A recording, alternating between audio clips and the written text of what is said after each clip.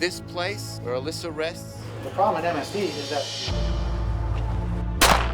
We're here to talk about gun violence, right? Right. I would say that you should direct your anger at the local, state, and federal law enforcement. It's possible if you have the conversation to find the common ground.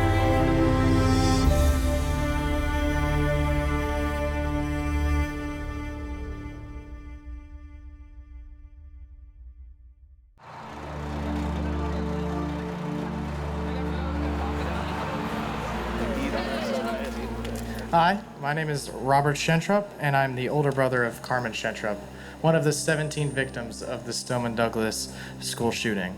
We need to show... I've realized that through the shooting, our family was destroyed, but it created a family of activism.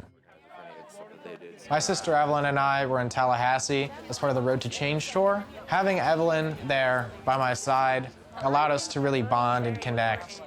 Are we going to start chants during the speeches? The rally? Yeah. Alex already called, Yes. This is what democracy looks Okay. like. And then they're going to The people united. Carmen's death catapulted me to be an activist because I realized that what had happened to her was just so preventable. Being in Washington and being right in the heart of American politics and really getting involved in the nitty-gritty of how American government works is something that is really inspiring to me. Judge Kavanaugh, do you swear that the testimony you're about to give will be the truth, the whole truth, and nothing but... I was at the Kavanaugh hearings about his possible nomination to the Supreme Court. They discussed Brett Kavanaugh's views on the Second Amendment. Thank you, Mr. Chairman. I think that it's a travesty in 2018. We still have to deal with mass shootings every single day. Initially, after Carmen's death, my parents were extremely grief-stricken. They couldn't leave the house. Carmen was on a journey of discovery, running a race against time to see how much of the world she could discover. She couldn't have known how little time she had. Carmen was artistic and loved music. She enjoyed drawing, visiting art museums. She played piano, violin, guitar. We miss her music. As a woman of faith, I can say prayers have helped me find strength to get through each day and stand here before you. But as a mother who mourns the death of one child and fights to protect the future of her 2 other children, I can honestly say that prayers do not feel like enough. If every parent took just 5 minutes and forced themselves for 5 minutes to think what life would be like if their child was shot and killed, there would be no more debate in this country, because no parent could make it for 5 minutes. No parent would get that far. After about 2 weeks, they slowly started coming out of that shock and grief and kind of trying to figure out what's the next steps.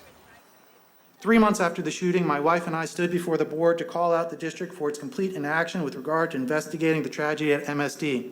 My dad has changed a lot, and he got involved in activism. After the shooting, he realized that he doesn't have the luxury of allowing things to be the way that they are. You have to be the person that leads the charge.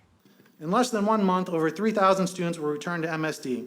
An MSD led by the same administration that failed Carmen and 33 others murdered or wounded. My mom was a principal at Pembroke Pines Elementary, which is in Broward County, for many years. And now she's taken on a new role as the director of school safety, because she's always been such a strong advocate for children, and she just wants to make sure that all the young people in the county stay and remain safe.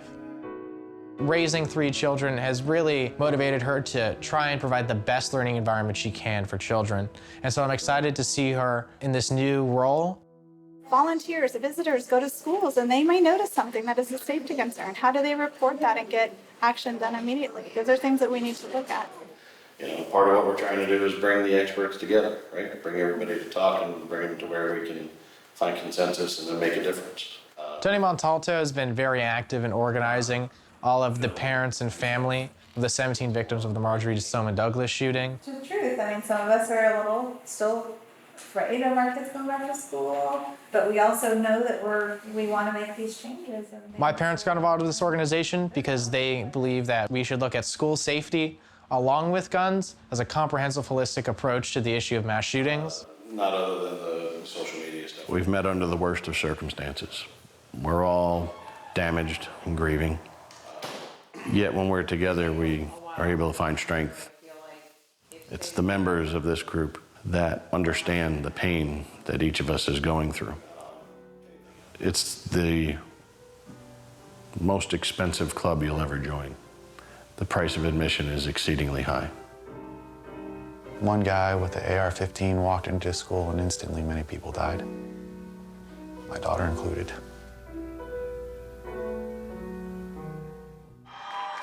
When people try to suppress your vote, and there are people who stand against you because you're too young, we say no more.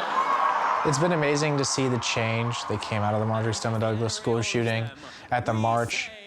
Seeing my friends and my sister's friends come together to create a national movement and spark a conversation about gun violence prevention.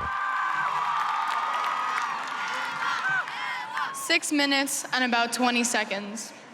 In a little over 6 minutes, 17 of our friends were taken from us, 15 were injured, and everyone, absolutely everyone, in the Douglas community was forever altered. And my friend Carmen would never complain to me about piano practice. When I heard Emma say Carmen's name, it just sent a shockwave of emotion through my body because Joaquin Oliver would never play basketball with Sam. seeing one of Carmen's best friends up on that stage Kara Lugren would never, Chris Hickson would never. talking about the tragedy, Marquin Duque Aguiano would never, Peter Wang. it was just a very emotionally a powerful moment for me. Meadow Pollock would never.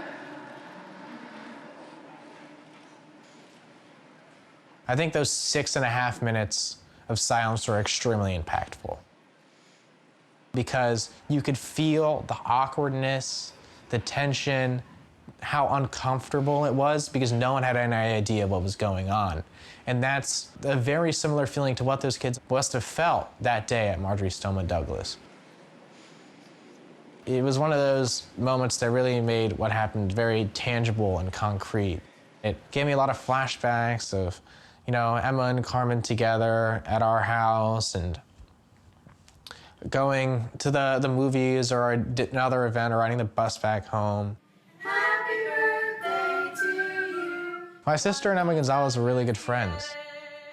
I remember back at Carmen's last birthday party, Emma had long brown hair. And compared to now, with her head shaved, I honestly wouldn't have even recognized her.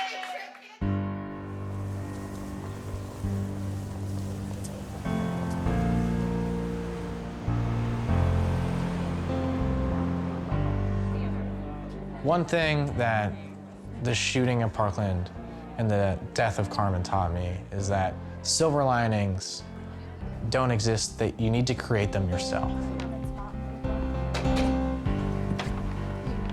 One person can make a difference. Activism has taught me that you alone can do so many great things if you put your mind to it. We've come together under this tremendous tragedy and banded together in a fight for a better future.